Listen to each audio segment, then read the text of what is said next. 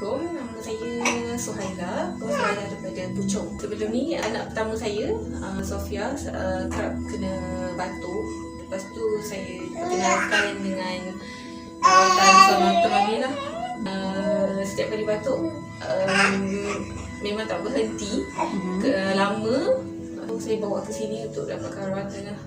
So far dengan rawatan sonotron ni nampak perubahan yang positif. Anak saya cepat hilang batuknya. Saya dah 6 tahun dan masih lagi menggunakan rawatan sonotron ni lah kalau kena batuk.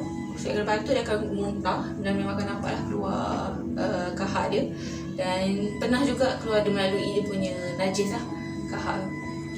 Saya kalau parent untuk ikhtiar rawatan selain daripada ubatan boleh, dan nak ikhtiar lagi cepat untuk hilangkan batuk tu, boleh datang ke rawatan sonotron ni lah.